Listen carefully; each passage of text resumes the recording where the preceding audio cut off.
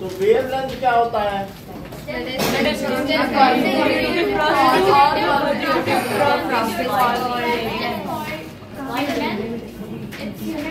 Between, it is distance between consecutive crest। और लगाना है, कुछ लोग एंड लिख रहे हैं, और consecutive trough।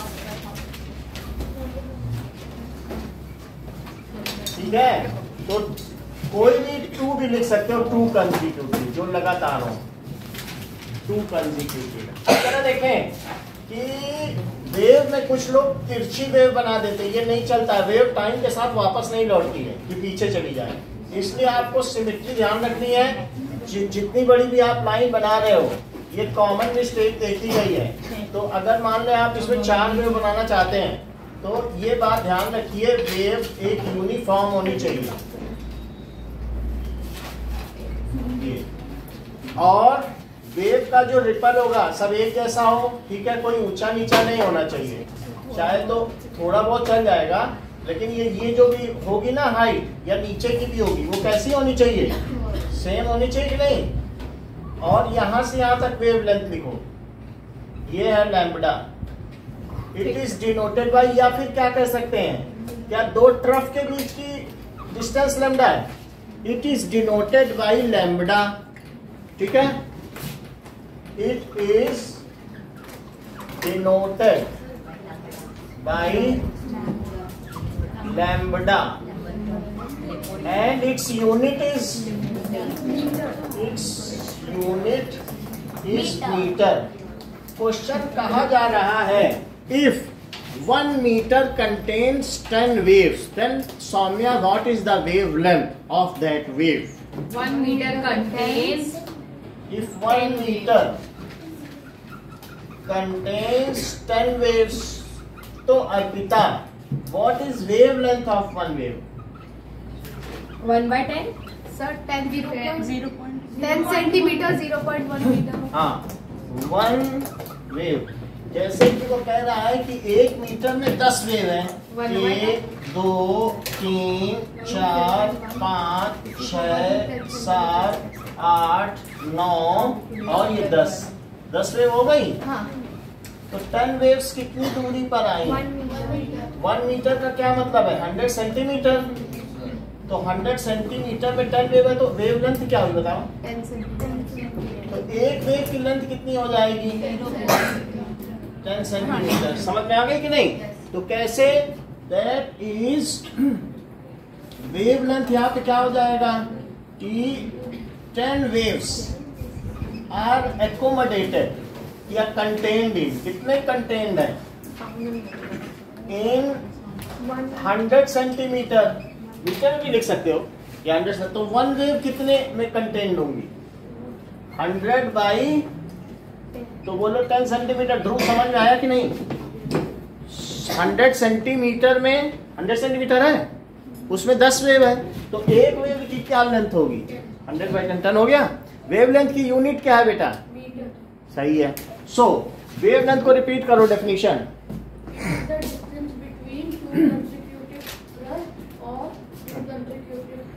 ठीक है। सेकेंड इज, जो वेवलेंथ अगर लेस होगी, if some wavelength is having less, मतलब इट इज लेस वेवलेंथ, कोई भी वाइब्रेटिंग, तो उसकी पिच कम होगी कि ज्यादा होगी? बताओ।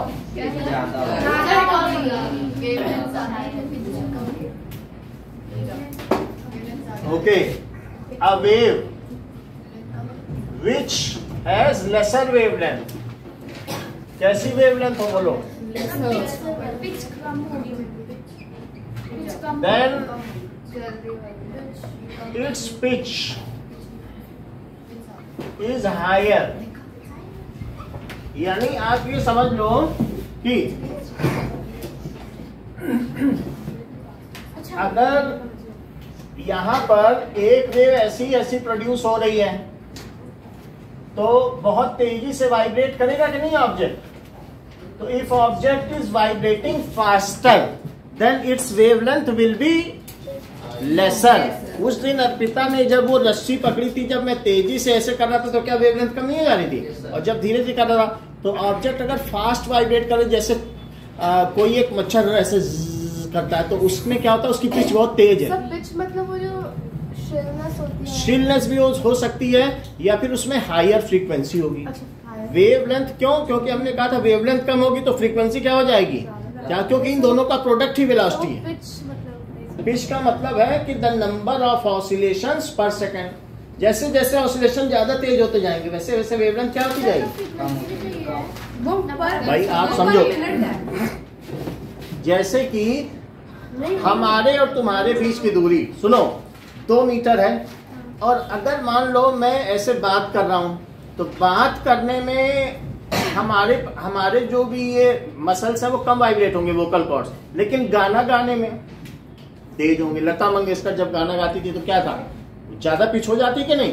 क्यों? कोई भी है ऐसे हम लोगों के 500-600 की वाइब्रेशंस हैं, ऑसिलेशंस पर सेकंड, लेकिन जो पियानो बजता है तो पियानो बजने पर 10,000 ऑसिलेशंस पर सेकंड होते हैं। या कोई भी म्यूजिकल इंस्ट्रूमेंट के बजने पे कितने होंगे? 10,000 20,000, बहुत ऊंचा होता है। ठीक है, तो if vibrations are faster than the wavelength is lesser. अगर मैं यहां से 10,000 पर सेकंड क्रिएट करूं तो वो 10,000 पर सेकंड तुम्हारे तक पहुंचने भी चाहिए, तो वो इन्हीं के बीच में पहुंचेंगे कि नहीं? तो वेवलेंथ छोटी नहीं होती चली जाएगी। तो यहाँ पे 2 चीज देखो, पिच इज हायर का मतलब क्या है बताओ? Frequency is more. समझ में आया? फिर से समझो, वी क्या होता है? New lambda. तो क्या हर एक मीडियम में, जैसे मैंने एयर ले ली, एयर में साउंड की वेलोसिटी फिक्स है, 340 है, कितनी है? तो अब अगर ये 340 हो गया तो ये कम करोगे तो किसे बढ़ना पड़ेगा? वेवलेंथ। मान लो वेवलेंथ कम हुई तो फ्रीक्वेंसी बढ़ी कि नहीं? सो इसलिए ये कांस्टेंट है, ये हमेशा क्या चीज होता है? देखो, velocity for a medium is constant. तो अगर 2 चीजों का प्रोडक्ट कांस्टेंट है तो एक चीज कम करोगे तो दूसरी चीज को क्या होगा? बढ़ना पड़ेगा, तभी तो प्रोडक्ट वही रह पाएगा। सो इसलिए if lambda decreases, lambda decrease होगा तो क्या बढ़ेगा बताओ? Nu frequency increases. इतनी बात समझ लो कि more frequency means more pitch. More frequency what does it denote? More pitch. More frequency means more pitch. Which has more pitch? Amitesh, बताओ, a musical instrument or roaring of lion? Musical instrument. Yes.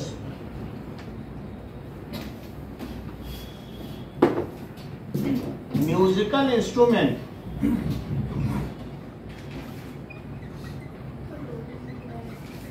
has more pitch. Sir roaring of lion क्यों नहीं होगा? Wavelength ज्यादा हो जाएगी। Then if singing person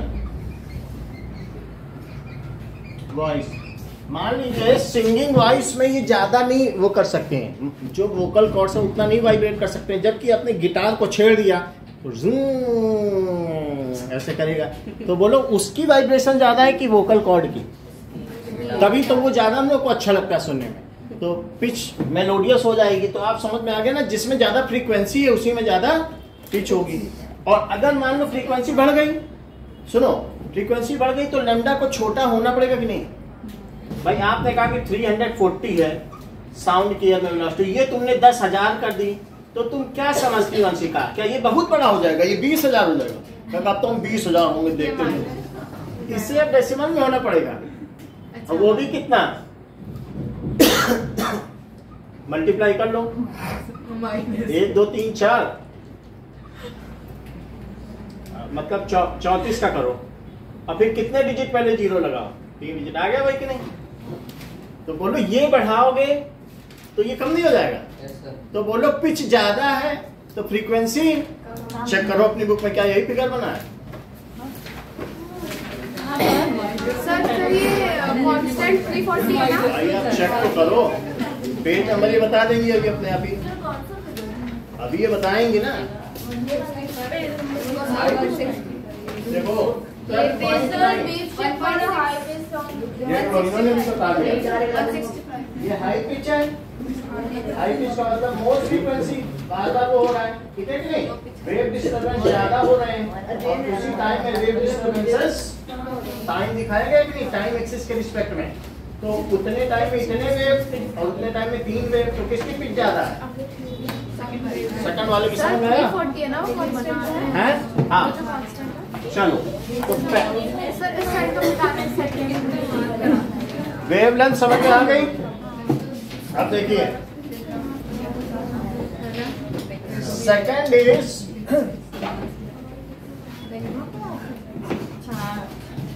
now time period. Dharmesh बात मत करो, what is time period? What is time period? The duration of time in which one vibration takes place. सही है। The duration of time in which one vibration या oscillation कुछ भी हो is completed is called time period। और इसको किससे denote करते हैं? Denoted by capital T. What is its unit? Its unit is second। ठीक है, अब जरा देखो, if 10 oscillations are completed in 2 seconds, so then Piani, what is the time period of source?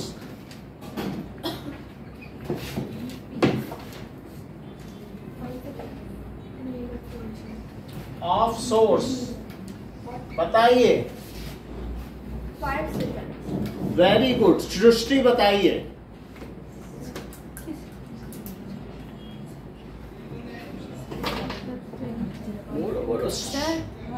Saumya 1 second. 1 second.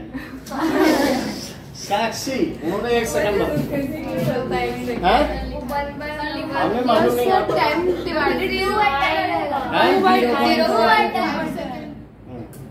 तो देखो जैसा कि 0.4। देखो आहाना ने कुछ बताया है कि 10 ऑसिलेशन कितनी समय में पूरे हो रहे हैं? 10 oscillations और जो भी सोर्स है आपके पास, ट्यूनिंग फॉर्क होगी, कुछ तो खरीद के रखा होगा घर में, तो स्केल है, स्केल ही बजाएंगे। If 10 oscillations are completed in 2 seconds, और अभी देखो इन्होंने कितनी क्लियर डेफिनेशन बताई। एक ऑसिलेशन पूरा होने में लगा समय ही उसका समयांतराल कहलाता है। तो 1 oscillation is completed in 2/10 seconds। तो 1 oscillation, और तुरंत उन्होंने बता दिया आहाना ने 0.2 सेकंड। मतलब आप देखो कितने स्मार्ट लोग हैं। अच्छा हाँ, हमें क्या करना उन्होंने बताया। सर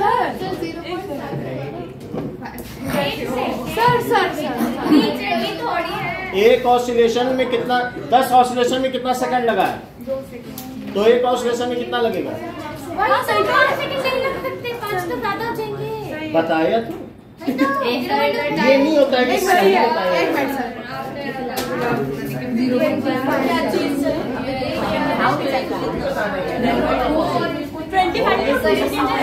सर वो 2 सेकंड लिखा है, हाँ। तब फिर मैं उसे 25 ऐसे थोड़ी ना होगा। क्वेश्चन में मेरे को 25 ये अब सही है, समझ में आई बात?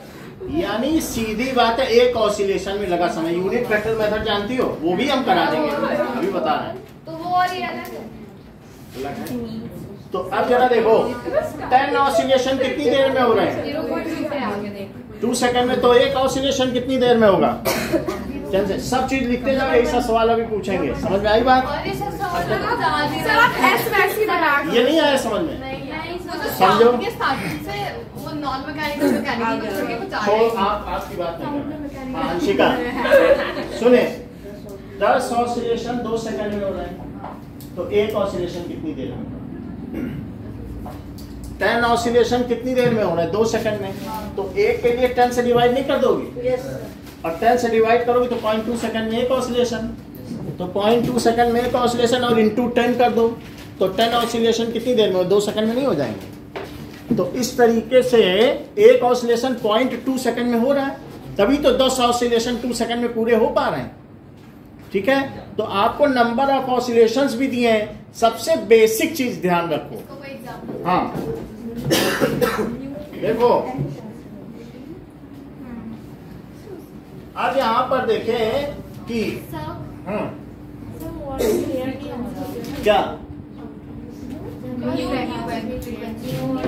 न्यू और उसका हम फिर से बताएंगे, न्यू और इसका रिलेशन। ठीक है, अब ये देखो frequency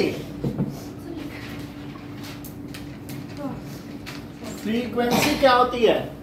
That is the number of oscillations taking place in 1 second. एक सेकंड में जितने ऑसिलेशंस उसे क्या कहेंगे? ठीक है, द नंबर ऑफ। बता सकते हो कि जो हमारे पास पुरानी ट्यूनिंग फॉर्क है उसकी कितनी फ्रीक्वेंसी है? एक तो 258 है, हाँ। एक 480 है, और एक 480 की है ना पुरानी वाली। So the number of oscillations taking place in 1 second उसे क्या कहेंगे? is called frequency। जरा देखिए, it is denoted by nu and its unit is oscillation पर सेकंड और हर्ट्ज ठीक है। अब देखो, ठीक है, हाँ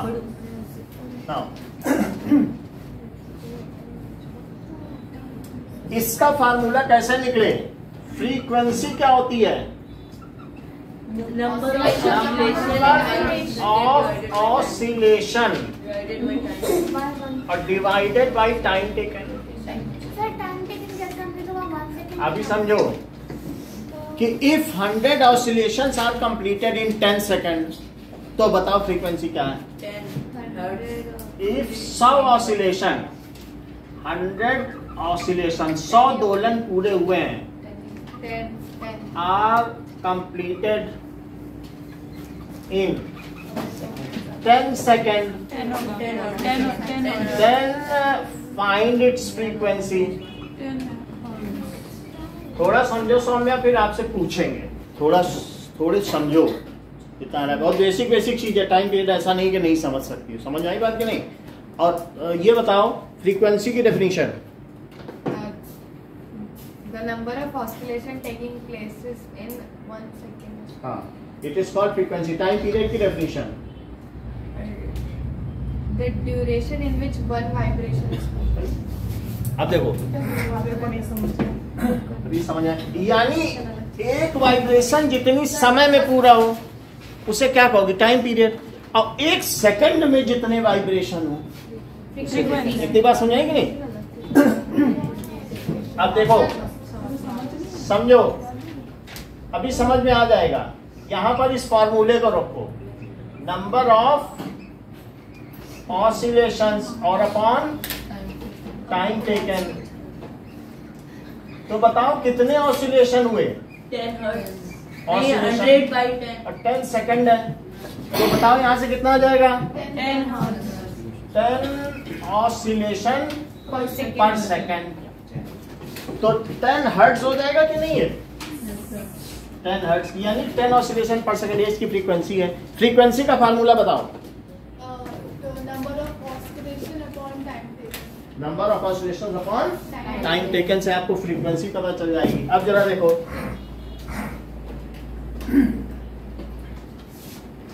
यहां पर और सुन लो भाई, फिर समझो, ये टाइम पीरियड है। टाइम पीरियड के लिए अहाना ने बताया time taken upon number of oscillation. देखो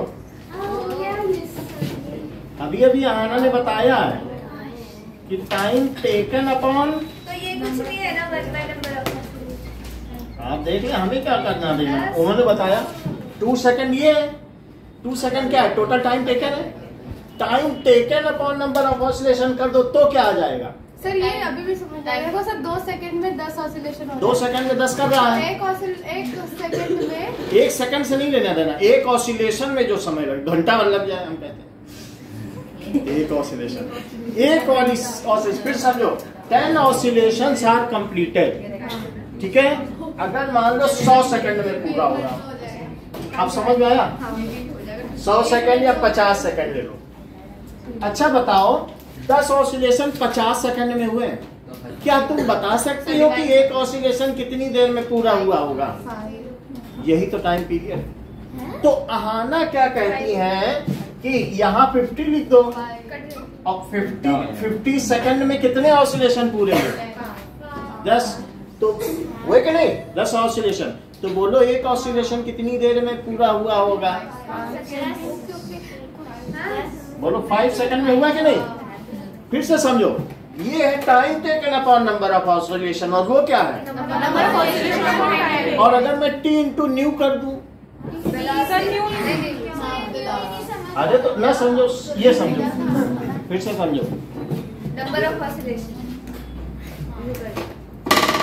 1 सेकंड में इसे 5 कर लिए, यही 5 इसकी फ्रीक्वेंसी है। 1 सेकंड में जितने ऑसिलेशन ये कर ले वो उसकी फ्रीक्वेंसी। 1 सेकंड में कितने कर लेता है वो क्या है?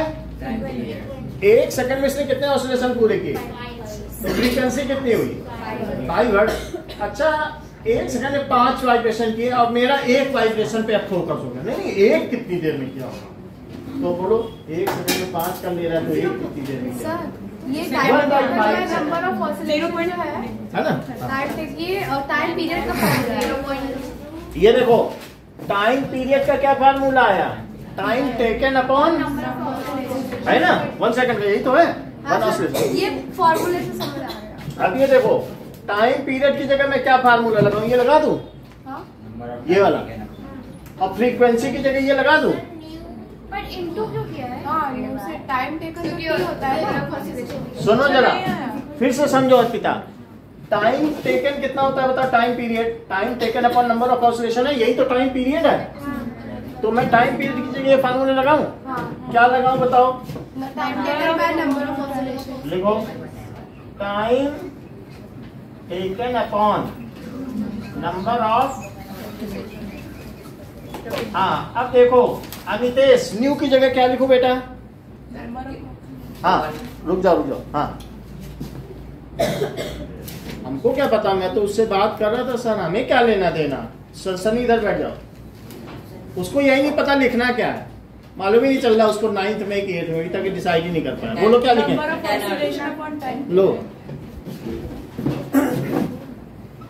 नंबर ऑफ, क्योंकि फ्रीक्वेंसी का ये फार्मूला है, तो उसमें वो लैग कर रहा है, अभी डिसाइड कर रहा है। कट हो जाएगा अपॉन टाइम। बोलो ये इससे कटेगा और ये इससे कटा, तो बोलो T इंटू न्यू क्या आया? 0। बहुत अच्छा, इन्होंने सिर्फ 1 बोला। मतलब आप देखिए इतने लोगों में वो स्लिप ऑफ टंग है, अंदर की बात सुनो, मन की बात। 1 आया, तो बोलो टाइम पीरियड किसके इक्वल हुआ? बोलो फार्मूला समझ आया?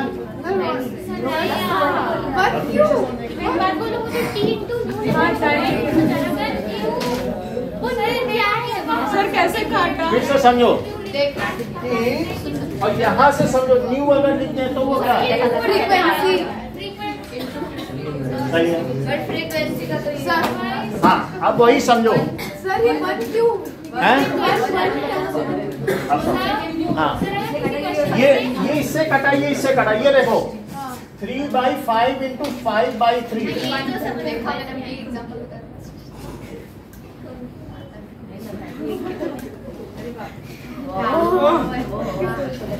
नहीं समझ आया? आया समझने की नहीं? फिर से समझो। दोनों लगाया टाइम भी। हाँ क्वेश्चन पूछेगा तो ये करेंगे कि वो करेंगे? देखो, टाइम पीरियड का फार्मूला पूछे तो time taken upon number of oscillation, और फ्रीक्वेंसी का पूछे तो नंबर ऑफ ऑसिलेशन। ये दोनों एक दूसरे के रिवर्स हैं। और ये तो ये मैं कह रहा हूँ, अगर मैं इन दोनों का मल्टीप्लाई कर दूं तो टाइम पीरियड का फार्मूला टाइम पीरियड की जगह लगाऊं, और फ्रीक्वेंसी का तो सब कट जाएगा, आएगा 1। और फिर इसलिए टाइम पीरियड क्या है, 1/ν आया, और फ्रीक्वेंसी क्या आया, उसको वहां ले जाओ तो वो आ गया। कभी भी अगर फ्रीक्वेंसी दी हो तो टाइम पीरियड निकालने के लिए, और टाइम पीरियड दिया हो तो फ्रीक्वेंसी निकालने के लिए। ओके, अब जरा देखो, सर अभी नोट करो। हो गया नोट बेटा? मुझे भी समझ आ गया। आया? हमने आपको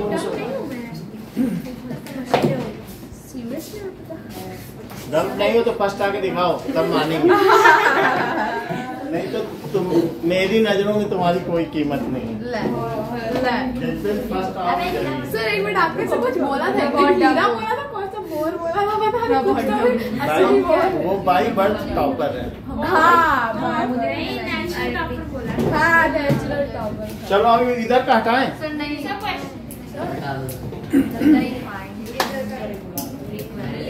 सर डेफिनेशन दोबारा भी लिखिए सर। हाँ बोलो बेटा, बताइए। The number of oscillation completed in 1 second is called frequency.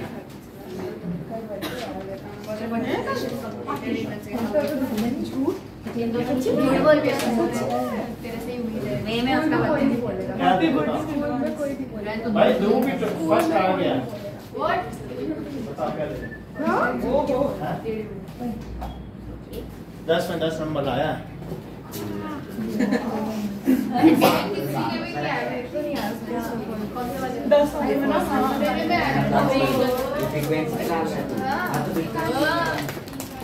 चलो अब देखो, सुने, क्वेश्चन दिया है number of oscillation is equals to 100, a time taken is equal to 10 second, और कह रहा है फाइंड फ्रीक्वेंसी। अभी तो किया था 10 हर्ट्ज। कोई बात नहीं। और अच्छा, टेस्ट ले रहा है, देख लो, 2 चीज पूछ रहा है, इसी पे 2 चीज पूछ रहा है। फ्रीक्वेंसी और नंबर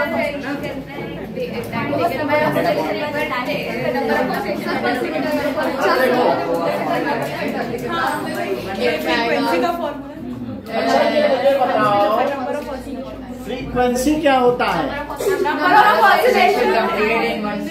1 सेकंड में कितना, बताओ कितनी होगी 1 सेकंड में? अब 10 सेकंड में 100 हुए,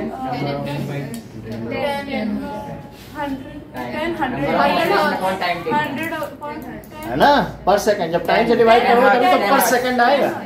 पर सेकंड का क्या मतलब है? टाइम को नीचे नहीं रखोगे पर सेकंड में, तो क्या लिखोगे? Number of oscillations upon time taken. तो बोलो कितना आया? Nu is equals to 100 by 10 second. तो क्या ये 10 ऑसिलेशंस पर सेकंड आया? 10 हर्ट्ज। बोलो, बात समझ में आ गई? और अब उल्टी बात करो, 10 सेकंड में 100 होते हैं, मतलब 100 ऑसिलेशन हो रहे हैं। सुनो जरा, मेरा फोकस है एक ऑसिलेशन का समय बताओ, हमें ज्यादा लेना देना नहीं। एक ऑसिलेशन कितनी देर में होगा? सो टाइम पीरियड क्या होता है? अच्छा, बिल्कुल सही भाई। टाइम पीरियड में सेकंड ऊपर रहेगा कि नहीं? टाइम पीरियड का यूनिट क्या सेकंड नहीं है? तो time taken upon number of oscillation. हाँ, तो क्या सेकंड निकालना है पर ऑसिलेशन टेकन टाइम, तो टोटल नंबर ऑफ ऑसिलेशन नीचे नहीं रखोगी, तभी तो पर ऑसिलेशन का टाइम आएगा। हाँ, तो टाइम टेकन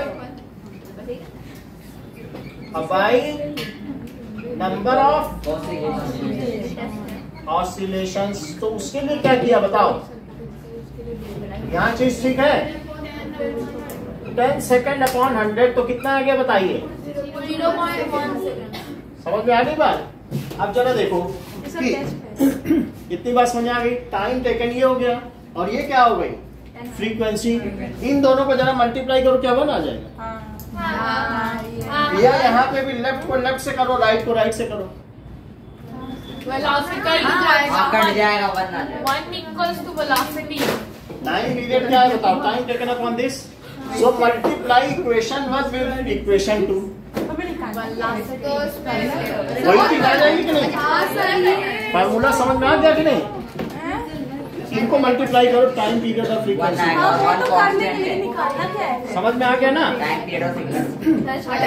भाई आप ये समझिए, टाइम पीरियड क्या होता है, time taken upon number of oscillation, और फ्रीक्वेंसी क्या होती है, number of oscillation upon product करो जरा, कट जाएगा।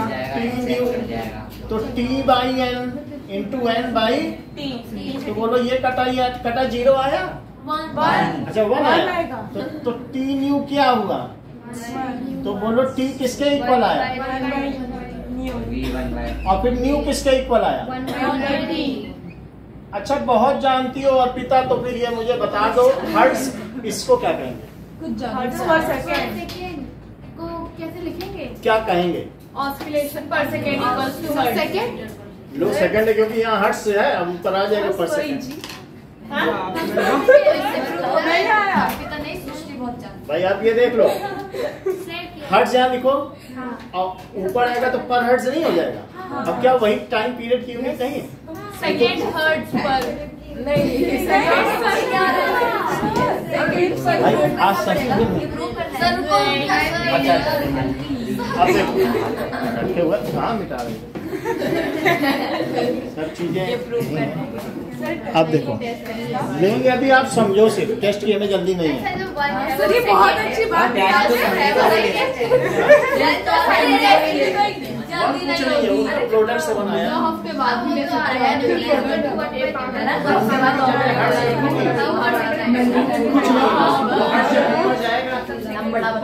सेकंड जरा देखो, आप पूछो बेटा। चलो 3 चीजें आपको समझ में आ गई। अब जरा देखो, अब हम लोग चौथी चीज देखेंगे, वेलोसिटी। वेलोसिटी प्रॉपर्ली करो, इसका डिडक्शन भी करेंगे। सो एनी वेव, ठीक है, एनी वेव क्या करती है, travels in a medium and it is property of medium. अगर मान लो मैं सितार बजाऊं या गिटार बजाऊं और मैं खुद बोलूं, तो क्या चीज तुम्हारे पास जल्दी पहुंचेगी, सितार की आवाज की मेरी आवाज। अब ये हमें मालूम, ये बहुत अच्छा बोली। हाँ हाना ने ठीक बोला, ये हाना ने बोल दिया सर जब दोनों की 340 मीटर पर सेकंड है तो सर आप ऐसा क्वेश्चन क्यों करते हो सर। वो तो बोल नहीं सीधा, बोले आप खुद ही बता रहे हो और हमारी बुक में मैंने कंफर्म कर लिया 340 है, तो फिर सितार हो, गिटार हो, शेर हो, मक्खी हो, सबकी 340 पहुंचे। है बात की नहीं, बोलो बात सही है कि नहीं। सो वेलोसिटी किसकी प्रॉपर्टी है, क्या ये मीडियम की है कि सोर्स ऑफ साउंड की है। मीडियम वो बता दिया उन्होंने, सोर्स की नहीं है, तुरंत बोलिए, सोर्स मत बोल देना। एयर में ट्रैवल करती है। हाँ एयर में चले या इस पे करते हैं तो इसके थ्रू चल रही है, तो मीडियम। तो ये किसकी प्रॉपर्टी है, velocity is the property of medium. It does not depend on the source producing sound. It is constant. Velocity is the property of medium, it does not depend on frequency. ये frequency पे depend करेगी कि wavelength पे करेगी? किसी पे नहीं, क्योंकि हमने देख लिया था न्यू लैम्डा ही वी था। न्यू और लैम्डा बदल सकते हैं लेकिन वी बदलेगा। और समझ में आई? अच्छा, ये किसी पे डिपेंड नहीं करता है ना, it does not depend on frequency और सोर्स। अब जरा देखो, लेट, देखो ध्यान से सुनो, वो अभी बता रही, बार बार नहीं बोलेगी सौम्या, तो कैसे करना है। तो सबसे पहले देखो, let from one point one wave passes, तो एक वेव पास होने में लगा समय टी भी होगा, टाइम पीरियड होगा कि नहीं। सो अगर मान लीजिए मेरे पास एक ये वेव है, तो और ये वेव कितनी देर में यहां से गुजर जाएगी, ये ए वेव है, तो बोलो जब दूसरी वेव आएगी तब ये आगे नहीं बढ़ जाएगी। ये ए अब यहां पहुंच गई, तो इसका मतलब है ये एक बार वाइब्रेट किया और ये अभी फिर से एक बार और कर गया, तो बी आ गया कि नहीं। तो इसके यहां से यहां तक पहुंचने में कितना समय लगा? क्या यही लैम्डा है? एक वेव जब आगे बढ़ी और दूसरी वेव वहां आ गई, तो distance travelled by one wave is lambda and time taken bye it is time period. बोलो सही है? सो समझो, जब मैं ऐसे ऐसे कर रहा हूं तो एक रिपल आगे बढ़ा, फिर दूसरा भी बढ़ेगा। जितनी बार मैं ऐसे ऐसे करूंगा उतनी वेव तुम्हारी नजरों से भी गुजरती चली जाएगी, हर एक की नजरों से। मैं अगर 10 क्रिएट कर रहा हूं तो वहां तक 10 नहीं पहुंच रही होंगी। तो वो वेव जब यहां से यहां तक पहुंची, वो एक उतने ही टाइम में पहुंचेगी जितने टाइम में मैं उसे क्रिएट करूंगा, क्योंकि नहीं कहीं इकट्ठी नहीं होंगी कि यहां इकट्ठी हो जाए। तो जैसे जैसे मैं बोल रहा हूं वैसे वैसे तुमको सुनाई पड़ रहा है, कि कभी जल्दी सुनाई पड़ रहा है, कभी धीरे, लगातार कंटिन्यूअसली सुनाई पड़ रहा है ना। ऐसा तो नहीं हो रहा है कि मैं बोल रहा हूँ टाइम पीरियड, ऐसा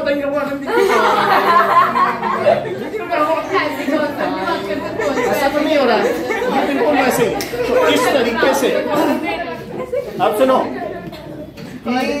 एक वेव आगे बढ़ी, जब यहाँ पर एक वाइब्रेशन एक्स्ट्रा होगा तो एक एक्स्ट्रा वाइब क्रिएट होगी। एक वाइब्रेशन के होने में लगा समय का टाइम पीरियड है। एक वाइब्रेशन एक्स्ट्रा होने में लगा हुआ समय, तो क्या एक और जनरेट हो गई, तो वो उसको धक्का देगी, तुम आगे जाओ, अब मैं नई क्रस्ट आ गई हूँ, तुम यहाँ क्या कर रही हो, आगे जाओ। तो वो उसको आगे बढ़ा देगी, तो उसको लैम्डा आगे बढ़ना पड़ेगा। अगर ये यहाँ आ गए, देख लो इनके बीच क्या डिस्टेंस है। तो ये शिफ्ट कितने में हुई? जितने में नई वेव क्रिएट हुई उतने में उसे शिफ्ट होना पड़ेगा कि नहीं। अब जरा देखो, distance travelled by one wave is lambda and time taken for one wave is time period. So distance traveled by one wave, lambda है, wavelength है, और time taken to create one wave, to generate या move it forward, उतने में ही तो ये आगे जाएगी ना जितने में क्रिएट होगी। तो वो है टाइम पीरियड। अच्छा, कोई मुझे बताए क्या वेलोसिटी डिस्टेंस अपॉन टाइम होता है? Yes, sir. हमें मालूम नहीं है, आप कंफर्म कर दो तो आगे बढ़े। वेलोसिटी क्या होता है? तो डिस्टेंस अपॉन टाइम होता है। तो आप कितनी डिस्टेंस चली है बताओ? स्पीड है, स्पीड लिखो। तो मुझे ये बताओ डिस्टेंस से कितना चली?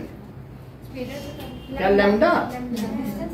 डिस्टेंस चली है लैम्डा, और टाइम कितना लगाया? एक वेव के ऑसिलेशन में जो लगा समय उसे क्या कहते हो? टी। इतनी बात समझ में आ गई? नहीं। फिर से समझो, velocity is distance upon time. Sir इसमें वो न्यू कहाँ पे है? Velocity is equals to distance upon time है। तो एक वेव आगे बढ़ गई और उसकी जगह क्या हो गई? ये वेव आगे बढ़ती चली जा रही है, तो दूसरी वेव आ गई। समझ में आ गई बात? पूरी वेलोसिटी। तो अभी आप समझ लीजिए कि मान लीजिए जैसे जैसे मैं यहाँ क्रिएट कर रहा हूँ, तो एक रिपल क्रिएट किया, तो ऐसे में एक बार मैं ऊपर जाऊं नीचे जाऊं बीच में आ जाऊं, एक टाइम पीरियड हो गया, उतने में जो समय लगा। तो एक वेव, तुम बस यहाँ खड़े रहो, वेव को गुजरते देखो, एक वेव गुजरी, मतलब यहाँ पे खड़े हो, उसमें टाइम नोट करो, ये एक वेव कितनी देर में गुजरी, और एक वेव गुजरी तो उसने चला कितना होगा। बात समझ में आई कि नहीं? तो उसने लैम्डा चला। अब इसके आगे समझो, यानी एक वेव कितनी चली, लैम्डा डिस्टेंस चली। तो अगर हमारे सामने में टी टाइम में एक वेव चलती है, तो उसने लैम्डा डिस्टेंस चली और टाइम कितना लिया, टी। तो बोलो डिस्टेंस अपॉन टाइम क्या होता है, स्पीड। तो स्पीड हमने कर दी, लेकिन कहीं भी ऐसा तुम्हें हिंट मिल रहा है कि इसे 1/t और इनटू लैम्डा लिख सकते हैं क्या? लेकिन कहीं भी ये लिखा है क्या 1/t ही न्यू है? Yes sir. अगर ऐसा लिखा तो इसे भी न्यू लिख दोगे।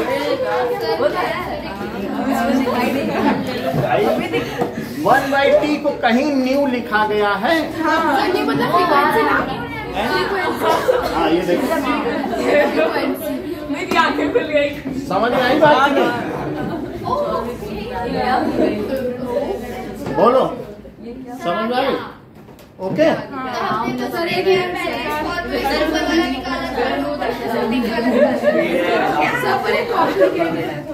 ये फर्जी वाला है, समस्या ऐसे ही चल रहा है।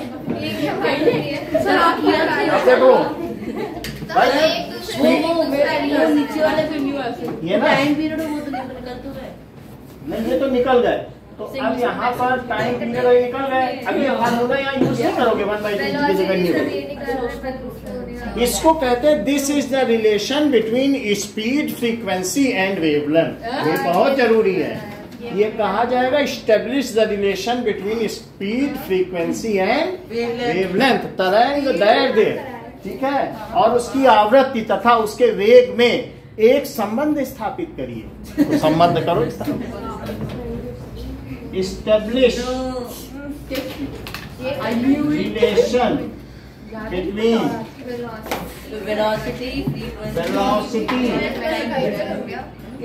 frequency and wave length। ये बात समझ में आ गई? अब जरा देखो, यहाँ पर ये रिलेशन हो जाएगा v is equal to nu into lambda. अब आगे देखो,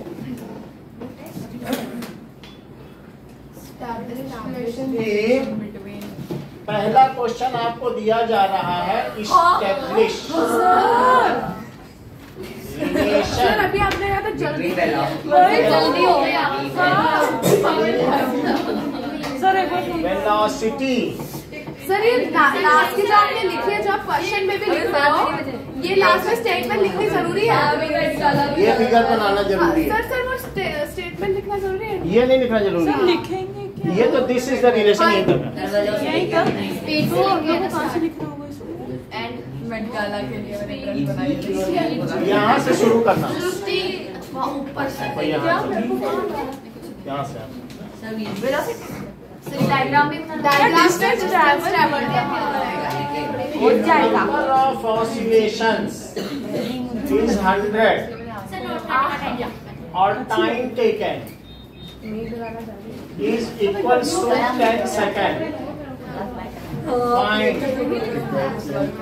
फाइंड क्या क्या करना है, फ्रीक्वेंसी और टाइम लंबा और time taken.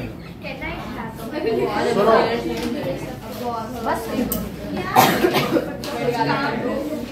Prove that T new is equals to 1। अच्छा अच्छा अच्छा टी सर, हाँ। ये वाले क्वेश्चन में T into nu is equal to time taken upon number of oscillation, तो इसको काट देंगे, वैसे ही वाला है ना? हाँ,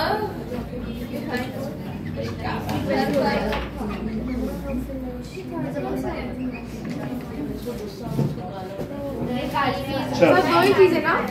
हाँ बस यही दोनों तो आपको सिखाने हैं हमको।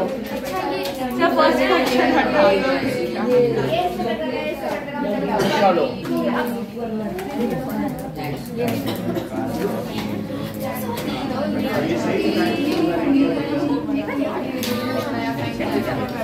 ये वो लिखना पड़ेगा सर वाइब्रेशन ऑसिलेशन चले चले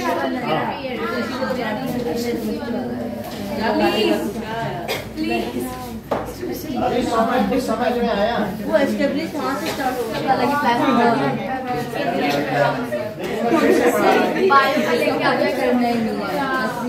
डाइवर्सिटी पढ़ लूंगा मैं, ये नहीं पढ़ूंगा।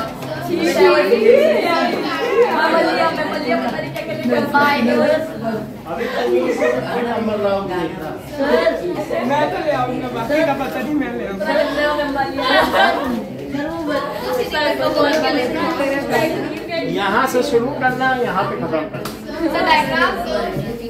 डायग्राम ही बनाना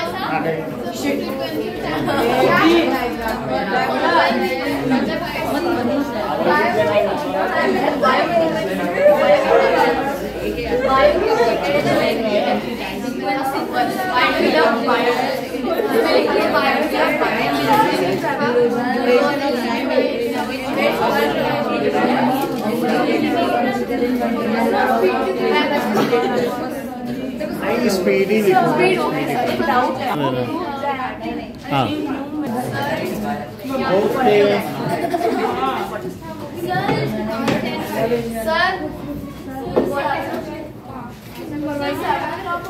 आ जाइए। क्या करना जान? हाँ तो आप जाइए।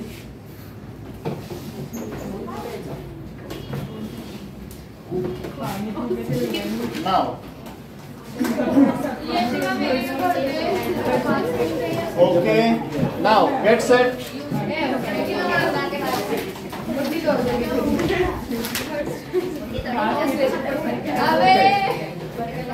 Now, in text question पे आइए।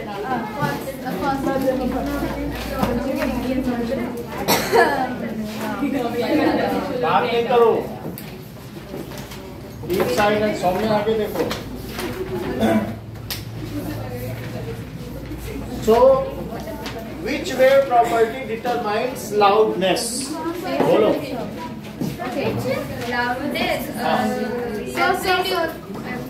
Loudness is determined by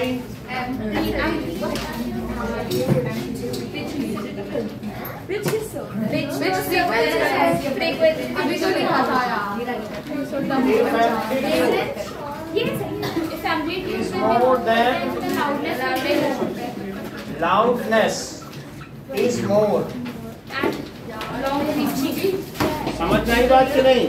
So loudness of a wave, if wave contains more energy, so loudness represent the amount of energy contained by a sound. तो एम्पलीट्यूड अगर ज्यादा है तो उसमें एनर्जी भी ज्यादा है। And wave contains more energy, and wave में एनर्जी ज्यादा होगी कि नहीं? तो जब ज्यादा एनर्जी होगी तो ज्यादा दूर तक जाएगी, और थोड़ी सी होगी तो यहीं चल कर रुक जाएगी बॉल। अब तेजी से मारो छक्का तो वहां तक जाएगा, और धीरे छक्का मार दो। एक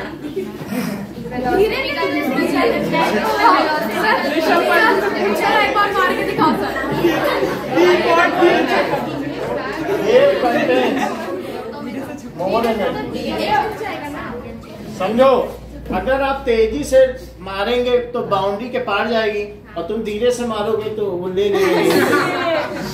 तो आप समझे लाउडनेस का मतलब क्या है? ज्यादा एम्पलीट्यूड। यहाँ देखो, ऐसे बनाओ, वेव को सिमेट्रिक बनाओ, और एक इसके बगल में वेव बनाइए। इसमें ये दिखाइए कि वेव कंटेन्स लेस एम्पलीट्यूड, और इसमें मोर एम्पलीट्यूड, तो मोर लाउड साउंड। ये लाउडर है, लाउडर साउंड, और ये फीबल साउंड। फीबल का मतलब धीमा। इसमें मोर एनर्जी और इसमें लेस एनर्जी। ये फार रीचिंग और ये शॉर्ट रीचिंग। तो loudness depends on amplitude only. अब अगला देखो, कह रहा है pitch. So pitch depends on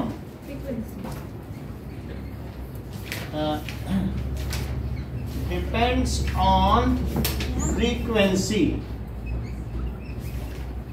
and represent, जैसा कि सृष्टि ने बताया कि ये श्रिलनेस को बताता है कि किसी में पिच ज्यादा होगी तो बहुत तीखी सी आवाज होगी। एंड इट ये डिनोट्स श्रिलनेस ऑफ साउंड। ये क्या डिटरमाइन करेंगे?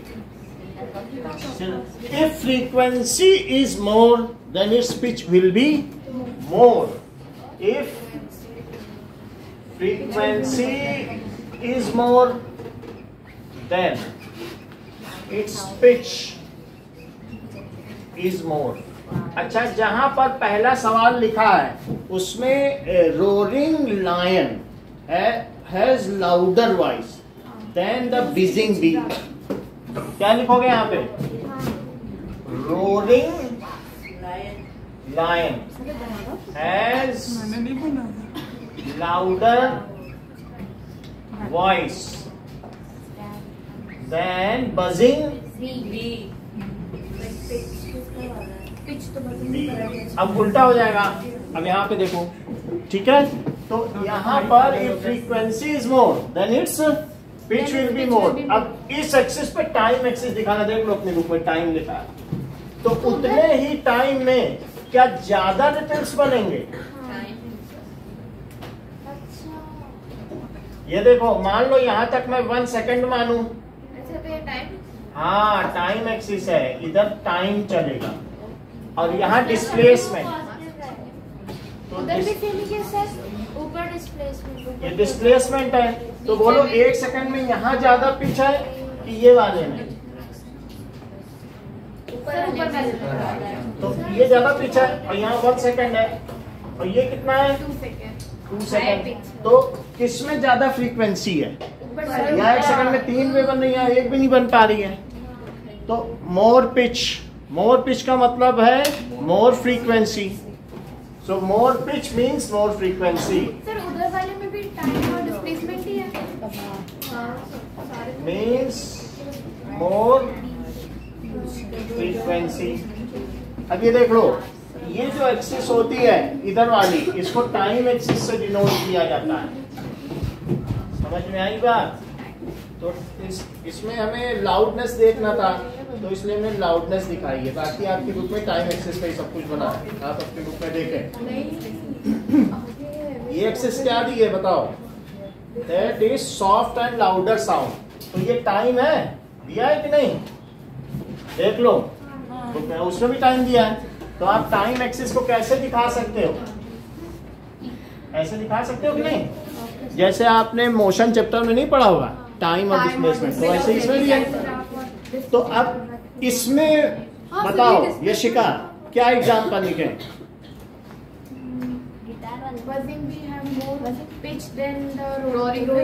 उल्टा लिख दो। वैसे आप ये भी बात सही कह रहे, guitar has more pitch than the vocal song. एक होता ना वोकल और दूसरा कौन सा होता है? इंस्ट्रूमेंटल। तो पहले लिखो buzzing bee has more pitch। किससे ज्यादा पिच है बोलो? Rolling line. Musical instrument has higher pitch than the vocal song. बहुत ज्यादा होता है म्यूजिकल। पेपर में दोगे तो समझना पड़ेगा। थोड़ा बहुत लिखवा लेंगे, जो हम देंगे हम बता देंगे हम क्या पूछना चाहते हैं, उतना ही लिखना है। बाकी आप जानकारी सब ले लो। म्यूजिकल इंस्ट्रूमेंट है क्या है बताइए? Higher pitch than vocal song. पहला आंसर समझ में आ गया कि पिच और इन दोनों के बीच का डिफरेंस। तो ये लाउड साउंड है और वो सॉफ्ट साउंड है। फीबल साउंड की जगह आप क्या लिख सकते हो? सॉफ्ट। ट्रबल भी चाहिए। अब देखो सर डिस्प्लेसमेंट को ऐसे डिनोट करके ऐसे आगे दिखा सकते हैं ना? हाँ, ये डिस्प्लेसमेंट ही है। अब देखो कि वेव डिस्टरबेंस भी लिखा है बुक में, देखो वेव डिस्टरबेंस लिखा है, आप उसे डिस्प्लेसमेंट भी लिख सकते हैं। अगला क्वेश्चन देखिए कि guess which has higher pitch. Second question, तो बोलो गिटार या car horn? Guitar has higher pitch than car horn. जिसकी हायर पिच होगी उसी वही साउंड मेलोडियस लगेगा। क्योंकि लड़कियों की आवाज हमें हायर पिच होती है तो इसलिए उनकी आवाज मीठी कही जाती है।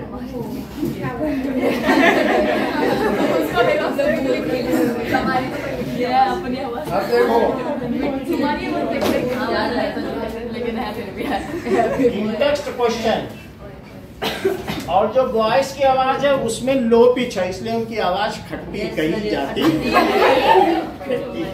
खट्टी की आवाज ज्यादा अच्छी लगती है क्योंकि कम से कम चुभती तो नहीं है पापी को ऐसे। अब देखो इतना गुस्सा आता है ना इसकी आवाज। पेज 166, हाँ तो उसी को तो श्रिलनेस कहते हैं, लिखा है नहीं श्रिलनेस, चीखी, चीख जिसको कहते हैं। कभी तुमने देखा नहीं बिल्ली जैसे खरोच?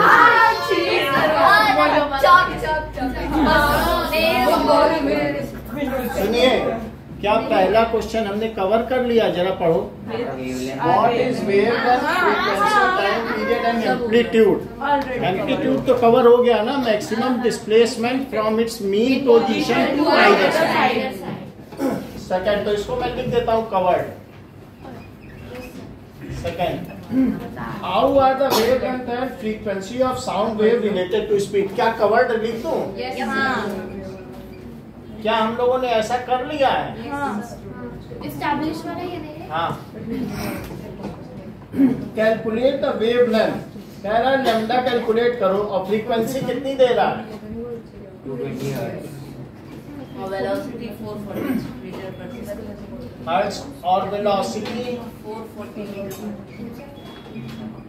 440 मीटर पर सेकंड। तो आप और हमसे क्या पूछ रहे हैं? लैम्डा वेवलेंथ, और वी अन्यू दे रहा है, लैम्डा पूछ रहा है, तो हम क्या करें? भाई आप ये देखो v is equal to nu lambda होता है, हमसे वो लैम्डा पूछ रहा है क्या? बोलो। V by न्यू, तो v की जगह क्या रखें? V by न्यू, V की 440 और न्यू की जगह 220 और इंटू लैम्डा, तो बोलो 440 अपॉन 220, तो लैम्डा कितना हुआ? 2 मीटर। ऐसा ही यूनिट क्या है? सब ऐसा ही यूनिट में तो दिए हैं। अगला देखो, फोर्थ क्वेश्चन, ये इस बुक का सबसे हार्ड क्वेश्चन है और सब इजी होंगे। ये हार्डेस्ट वाला जो भी होगा। ये अब आप समझ लो इस चैप्टर में कितना दम है। अगला सुनो, अगला क्वेश्चन पढ़। लिसनिंग टू ए टोन, एक मतलब जो म्यूजिक या कुछ सुनाई पड़ा वो 500। टोन के नाम पे ही ट्यूनिंग फॉर्क नाम है। जो तुम सुनते हो उसे क्या कहते हैं? टोन। क्या जैसे कोई चीज है, कोई बहुत अलग अलग टोन में बोलता है, बात करता है, तो टोन में मतलब हर्ट्ज, ये क्वालिटी ऑफ साउंड है। जैसे पिच हुआ, लाउडनेस हुई, ये सब क्या है? क्या क्वालिटी और कैरेक्टरिस्टिक ऑफ साउंड नहीं डिटरमाइन करते हैं? तो किस उसकी टोन क्या है? 500 हर्ट्ज। क्या यही इसकी फ्रीक्वेंसी है? टोन का अलग मतलब ना निकाला जाए, उसकी यूनिट से देखा जाए। तो बोलो फ्रीक्वेंसी कितनी है? तो न्यू कितनी है? आप जरा देखो। और a person is listening to a tone from the source of sound. What is the time interval between successive? ये देखो, ये वाइब्रेट कर रहा है। अब यहाँ एक पर्सन बैठा हुआ है, सो कितने डिस्टेंस पे बैठा हुआ है? बोलो, So frequency भी हम कितने डिस्टेंस पे बैठा है?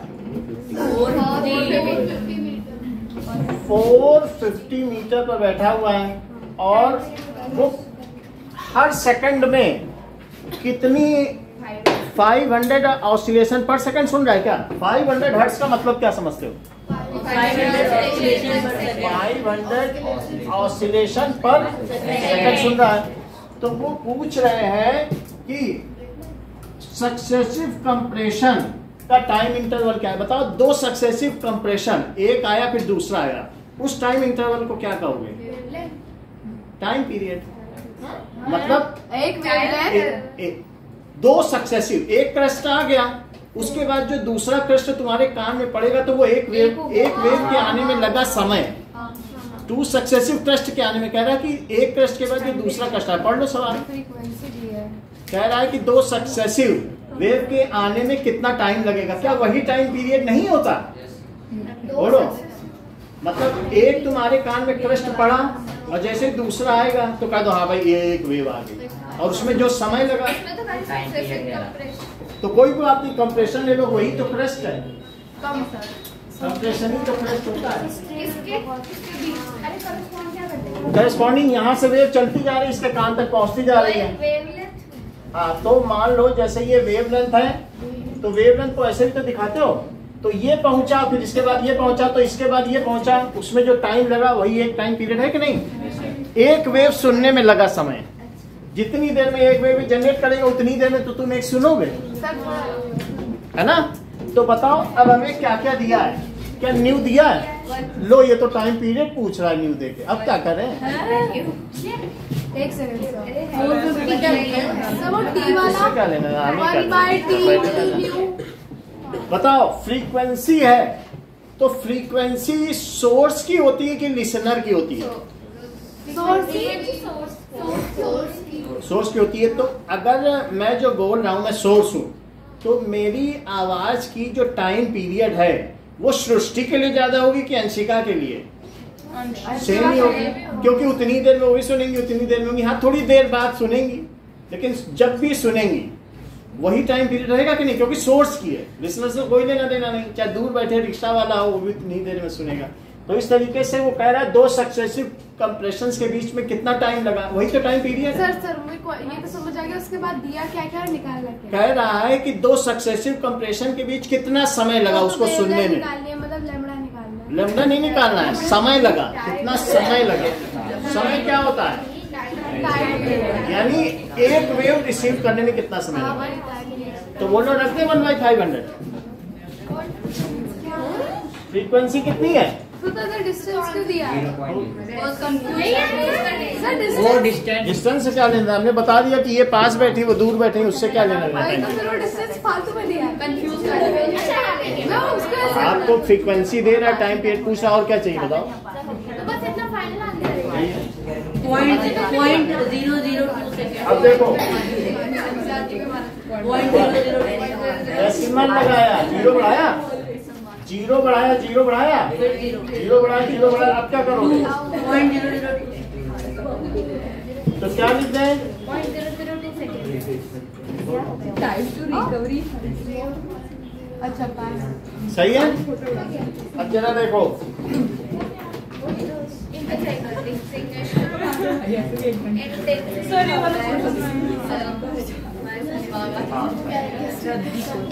चलो अब आगे की बात देखें, सब चीज बता देंगे। नाउ एग्जाम्पल 12.1 बात न करें। 12.1 देखो कि a sound wave has a frequency. तो बोलो फ्रीक्वेंसी क्या दी है? 2 किलो हर्ट्ज को हर्ट्ज में बदलो। किसी भी किलोग्राम ग्राम में बदलते हो तो 2000 ग्राम होता है। किलो सेकंड को सेकंड में बदलो तो 2000 सेकंड। किलो मीटर को मीटर में बदलो, किलो वाट। सही है। और दूसरी चीज क्या दे रहा है बताओ? वेवलेंथ कितनी है?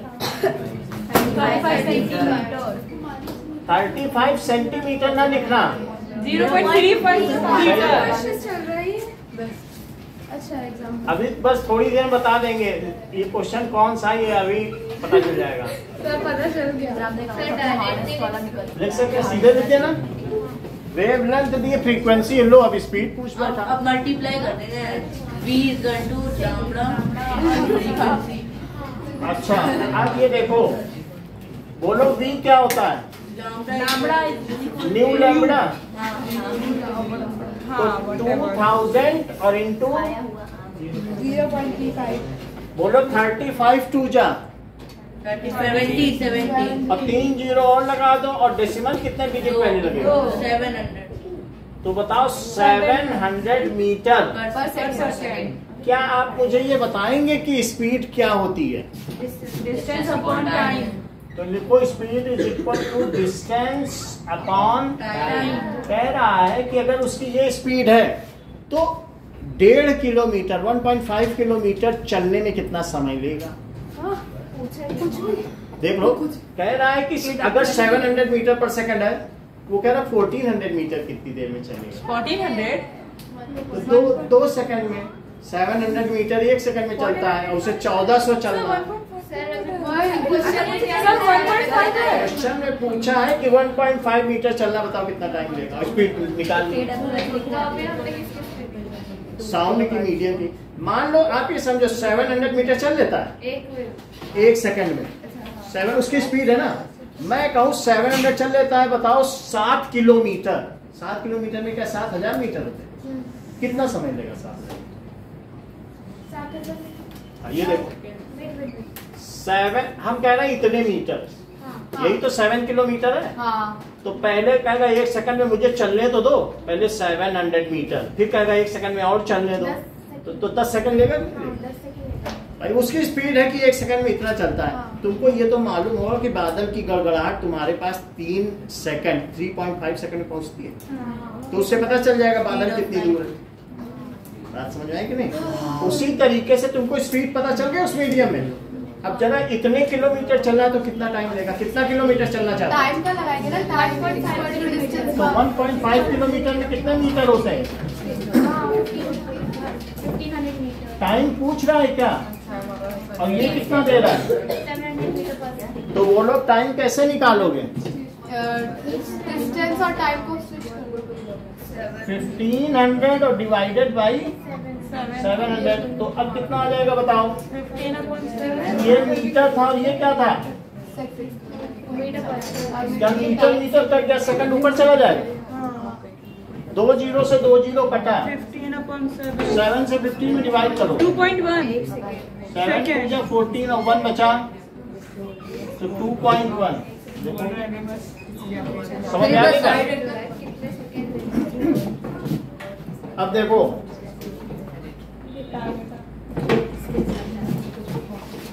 इधर काटा दें। एक सेकंड से लिखने दीजिए sir.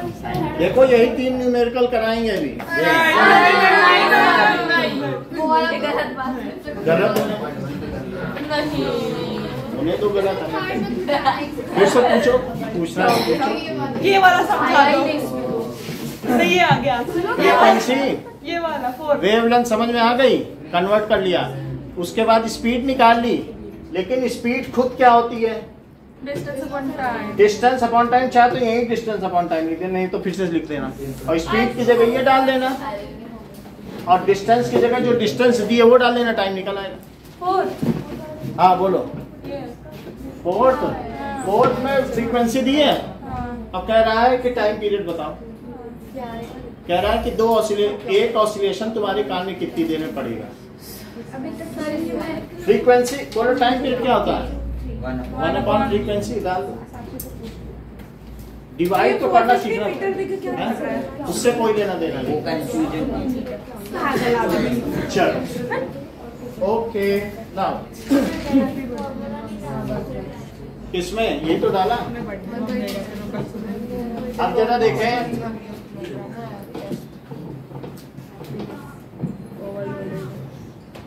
now there are 3 questions. So first is a sound wave Sound wave has frequency sir 40 कैसे? of 2 kilohertz and wavelength mummy थोड़ा 35 centimeter. How long will it take? How long will it take to travel 1.5 kilometer? Test करा रहे हैं। Wavelength of sound wave.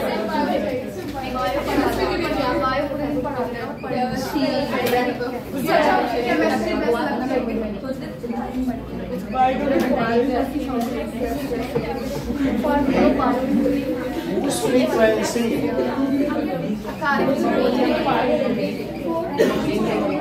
is 220 hertz and speed 440 meter per second. अभी पढ़ लीजिए, बाद में time नहीं मिलेगा. A person is listening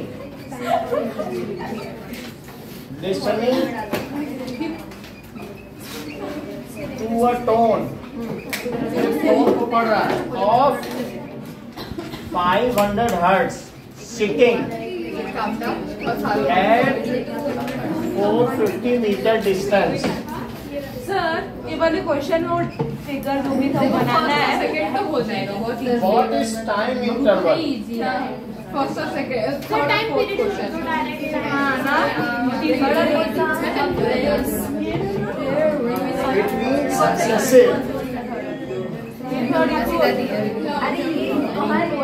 board में नहीं किसमें ये हो क्या? हाँ ये भी हाँ भी ये लिखते हैं. ये बात देखो और बोला नहीं बची है ना। अरे तो चुप रहना. खाया हुआ आम कहाँ बचा है? चलिए. सर अगर म्यू बी बन गया तो नहीं बनता.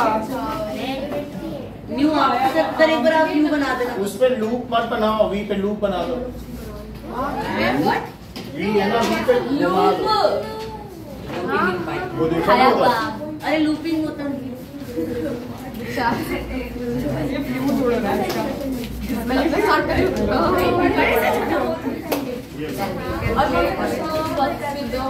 एक एग्जांपल है. एक क्या किया है मैंने बिगाड़ा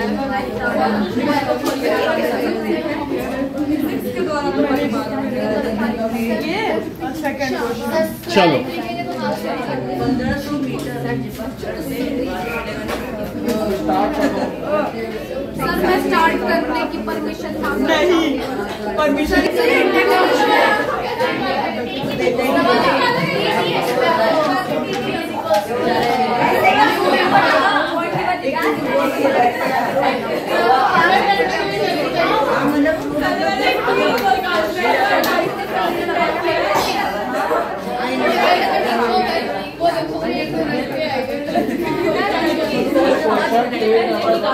और इसका आंसर यहाँ पे सर ये देखो loudness of sound, नहीं याद रहा है. intensity of sound. वही सर वही मैं बोल रही थी हमने पढ़ी. हाँ तो अभी बता देंगे. पढ़ो. That is the sensation produced in ear, which enables us to distinguish between faint sound and a loud sound. जो हमारी कान में वाइब्रेशन पैदा होते हैं किसी साउंड से, उसको कहते हैं लाउडनेस. अगर लाउड स्पीकर तेज बज रहा है, हम कहेंगे कितनी तेज बज रहा है, देखो कान के पर्दे फटे जा रहे हैं. So sensation produced in our ears, ठीक है, ड्यू टू सम साउंड. अगर बहुत दूर लाउड स्पीकर बज रहा है तो हम कहेंगे कितनी मेलोडियस आवाज है, गाना सुनाई पड़ा. अब पास में बजा दो तो कहेंगे कितना लाउड साउंड बजाते हैं. तो इसलिए सेंसेशन, पहला क्या है, लिखिए बात ना करें. Sensation produced in years which enables us to distinguish between a loud sound अगर लाउड साउंड होगा तो क्या मेरे ईयर ड्रम ज्यादा ही लेंगे? और अगर फेंट होगा तो कम ही लेंगे। सो लाउड साउंड एंड फेंट साउंड। कोई तुम्हारे कान में आके चिल्ला दे तो ईयर ड्रम बहुत तेज बोलेगा ना। सो इस कॉल्ड, इसे क्या कहेंगे? Loudness of sound. तो ये कान में प्रोड्यूस्ड सेंसेशन है। नाउ इंटेंसिटी ऑफ साउंड क्या होता है? मान लीजिए ये स्पीकर बज रहा है, तो इस स्पीकर के बजने से क्या एनर्जी निकल रही है? Yes, sir. तो पर यूनिट एरिया में, पर सेकंड में जितनी एनर्जी गिर रही है इसकी वजह से, उसको कहते हैं इंटेंसिटी। नहीं यार। सुनो, जैसे हमने कहा था कि साउंड एनर्जी से मिल्क उछलने लगता था कि नहीं? तो अगर यहाँ बोला जाए तो बोलने से किसी एक यूनिट एरिया, इतने बड़े एरिया में उसकी एनर्जी गिरेगी और वो भी वाइब्रेट करने लगेगा। तो that is sound energy passing through 1 metre square area पर सेकंड। एक सेकंड में sound energy 1 metre square area में कितनी एनर्जी? 10 जूल भी हो सकती है। साउंड में भी तो एनर्जी होती है। मतलब 1 मीटर स्क्वायर एरिया इतना होता है। 1 मीटर इधर ले लो और 1 मीटर इधर। इसमें जितनी एनर्जी पड़ रही है उसे एक सेकंड में जितनी पड़ रही है उसे कहेंगे इंटेंसिटी ऑफ साउंड। तो तुम यहाँ खड़ी होके बोलो तो यहाँ ज्यादा एनर्जी पड़ेगी और यहाँ से तो कम होगी, क्योंकि फिर यहाँ भी चली जाएगी तुम्हारी आवाज, और पीछे जाओगी तो और कम पड़ेगी। तो जितनी दूर जाती जाओगी उतनी कम होगी। तो इसकी यूनिट होती है joule per metre square per second. अरे आप समझे भाई? इतने में मान लो तुमने 10 जूल एनर्जी गिर रही है और क्या ये 1 मीटर स्क्वायर में नहीं है? इससे पास होने में कि इसके बीच का जो डिस्टेंस है वो कम। यानी सुनो, अरे आप सुनोगे तो बताएंगे। वो उसने बोला, सनी ने, तो यहाँ पर जो बोर्ड पे एनर्जी आई पर मीटर स्क्वायर में कम आएगी, और ये बोलेगी तो इसकी ज्यादातर एनर्जी यही आएगी। तो पर मीटर स्क्वायर तो जानते हो ना, 1 मीटर बाई 1 मीटर। तो sound energy falling on unit area पर second is called intensity of sound. अब ये देखो, ये सुन लो जरा, ये देखो, light energy falling on unit area पर second is called intensity of light. Sound energy जरा बोलो, sound energy falling in unit area पर सेकंड इज कॉल्ड, रिपीट करो जरा, sound energy falling on a unit area is called पर second second is called intensity of sound. Intensity of light बोलो। Light energy falling on unit area per second is called intensity of light. Intensity of sound बोलो। Sound energy falling on unit area per second is सही बोल रही थी, बोलो। Sound energy falling on per unit area per second is of sound. of sound. इसकी unit क्या होती है? Joule per metre square per second. सही है। तो एक बार आप बेटा बोल दें। Intensity of sound. हाँ, Sound energy produced on falling on unit area per meter per second. Unit area पर सेकंड। यूनिट एरिया तो खुद ही पर मीटर है। चलो तो इस, हाँ तो इस सेंटेंस को लिखो भाई। इस सेंटेंस को तो लिखोगे कि ये भी नहीं लिखोगे? लिखो, sound energy falling on unit area पर second is called is called intensity of sound. Of sound is called. Of sound. तो है ना, साउंड एनर्जी तो लिख दिया ना। सर यूनिट में लिख दे नीचे पहले स्क्वायर हाँ, its unit is joule per metre square per second. अब चलो देखो यहाँ लिखो, its unit is decibel. Decibel. हाँ, डेसिबल। अगर तुमने सुन लो, तुमने कभी भी जब तुम लाउड स्पीकर बजा रहे हो 80 डेसिबल से ऊपर का लाउड स्पीकर का साउंड होगा तो तुम पर 10,000 का जुर्माना अच्छा लग जाएगा। डेसिबल। कान में सेंसेशन है ना। सर इसका वो कोई इसका वो शॉर्ट अब इसकी यूनिट क्या है? Joule per metre, joule metre per second, per metre per second, per second. अच्छा देखो, it depends on sensitivity of ear. जिसके कान ज्यादा सेंसिटिव होंगे वो दूर की आवाज भी सुन लेंगे, और जो बहरा होगा उसके कान कोई चिल्लाता जैसे कि नहीं, मैं लाउड, इसके लिए कोई लाउडनेस नहीं है। ये किस पे डिपेंड करेगा? Sensitivity of year. और जबकि ये किस पे डिपेंड करता है? It does not depend on sensitivity of year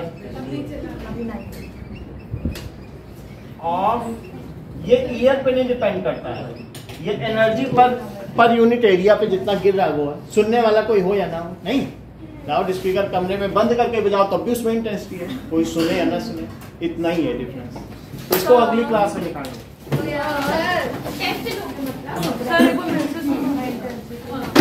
Sound energy falling on a unit area per second is from